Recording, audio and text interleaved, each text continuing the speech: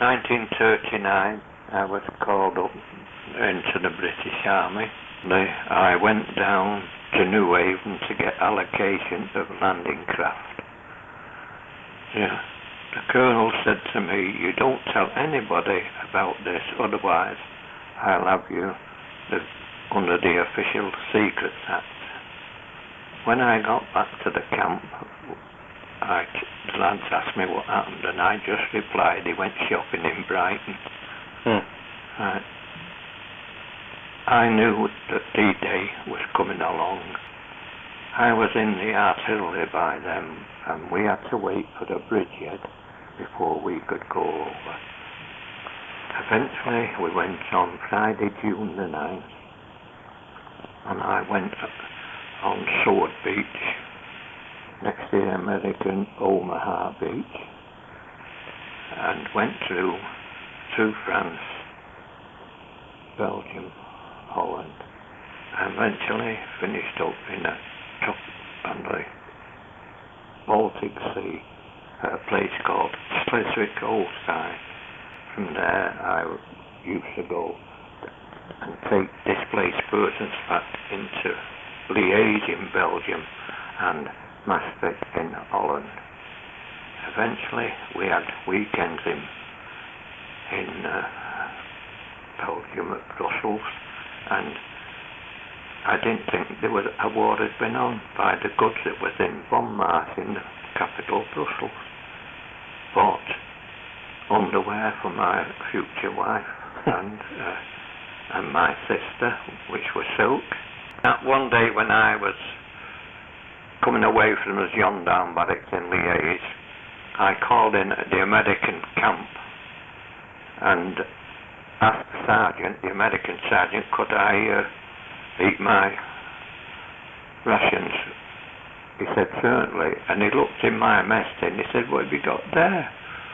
I said, it's my rations. He said, oh, he said, put them in the trash can, he said. And he brought me out a lovely T-bone steak, roast potatoes, and I've never had a meal like that in ages. When were you born? What year? 13th of the 6th, 1921. 1921. 87 I am. And where did you go to school?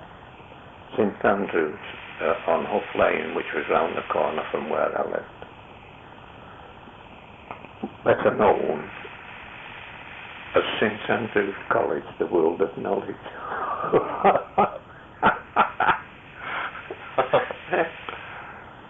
And did you have any favourite subjects at school? Maths.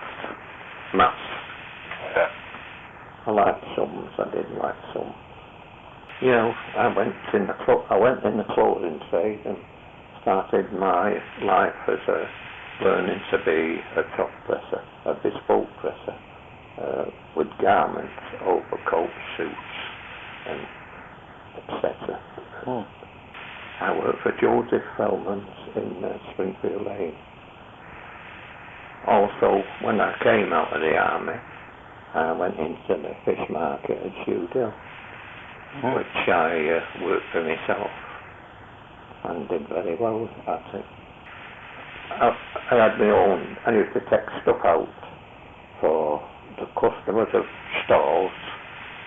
I had regular customers, and I'd take them out on my cart, put them on the lorries, the vehicles, what they had, and then get paid so much a box.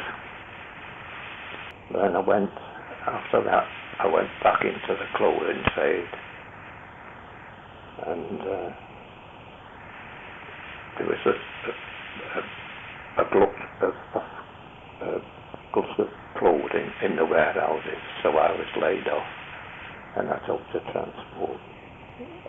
I used to, firstly, was around Manchester, various places in the city of Manchester, warehouses, and then I got sacked because I went on a Saturday.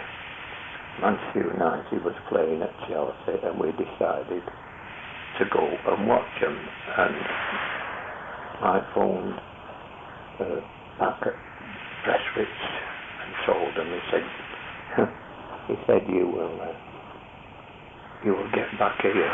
And I said, do you think I'm spending Saturday afternoon, waiting Saturday afternoon to come back? And anyway, on Monday morning I had to go in front of the managing director, and I was sacked. After that, I went on Manchester camp, black camps, and did 30 years, and left because my insurance was trebled because of my age, and I was 78 when I retired, which I've been retired now 9 years. Well, the craziest thing is when I got attacked in Victoria Station. I was attacked and I was hit over the head with a vodka bottle. I turned round and I grabbed the man by under the chin and rammed his head against the wall. And two of my colleagues came in and said what was going on, and they arrested him. And the joke was I couldn't fly to Spain because I had a punctured lung. And my wife and I went to Blackpool for the holiday, and the first thing my wife won in one of the clubs was a bottle of vodka. The same, it's true, this Smirnoff, which my wife couldn't stop laughing.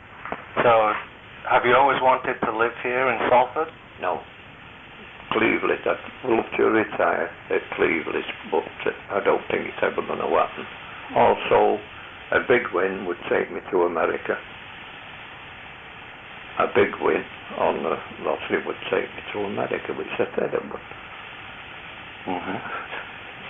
My wife said if I moved to America, David didn't move. He did. My favourite movie was Gone with the Wind. One of them, and when I was young, James Cagney, Angels with Dirty Faces. Oh, I've not seen that. Modern films, my favourite film was Saving Private Ryan, which I watched in Chicago. My favourite singer of all time was Matt Monro, who I thought, not decrying Frank Sinatra, but I thought Matt Monro was the best singer that ever lived, for the clarity of his words and his music. My father was a very good singer, and he used to teach me, and I used to sing with him.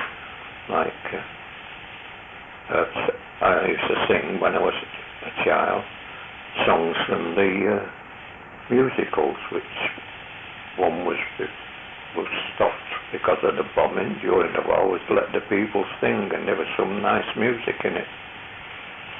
I always took to music. I loved it. I used to listen in the 30s on the radio to all the bands. Now today, when I was in Spain, Edna was with me. I sang Matt Monroe's songs, and this fella come over and said, how old are you? At the time I was 84. Oh, he said, what a pity. So I said, why? He said, if you'd have been younger, I could have got you some work, like certain songs that children used to like when they were younger. Like it's a lovely day tomorrow. Tomorrow is a lovely day. Come and feast your tear-dimmed eyes on tomorrow's clear blue skies. If today your heart be weary, if every little thing looks grey, just forget your troubles and learn to say tomorrow is a lovely day.